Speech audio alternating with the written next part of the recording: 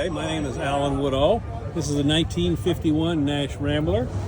I got it from a junkyard in Arizona. It was mostly rusted out. I put a Pontiac Solstice 4-cylinder turbocharged motor in it. And I took a lot of the emblems and chrome off of it, cut the drip rail, and did a lot of small modifications just to make it more modern looking. The interior is all custom. Custom seats, custom dash, custom console.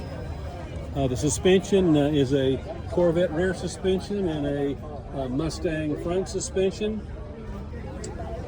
Now, did you do the work yourself? I did most of the work myself, but where like the paint and the interior, where I didn't have the skills or the tools, I took it to people to do that.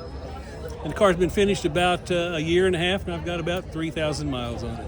Okay, so I noticed there's no wheel cutouts on it. So how does one change a tire on that? Well, the quarter panel is removable if you take this bolt, and a bolt down there off, open the trunk and take a bolt off here, here, and here, it comes off.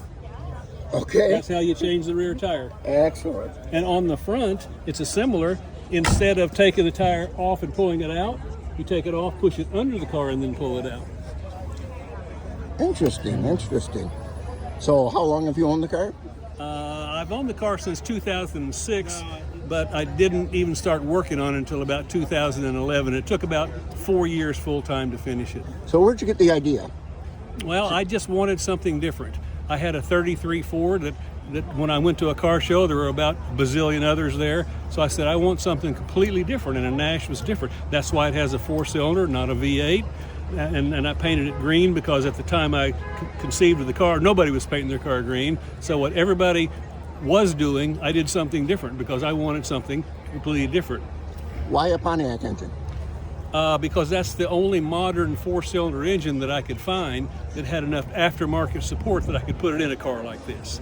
You know, a Honda was fine in a Honda. You could buy all kind of parts for it, but if you took the motor out of the Honda, it was real difficult to get it running. And this one had aftermarket support for it, so that's why it's in there. It's 265 horsepower from the factory. Now it's about 300 horsepower. The car weighs about 2,800 pounds, so it's not a race car, but it moves around okay. Excellent. Thank you so much, sir. I appreciate it. You're welcome.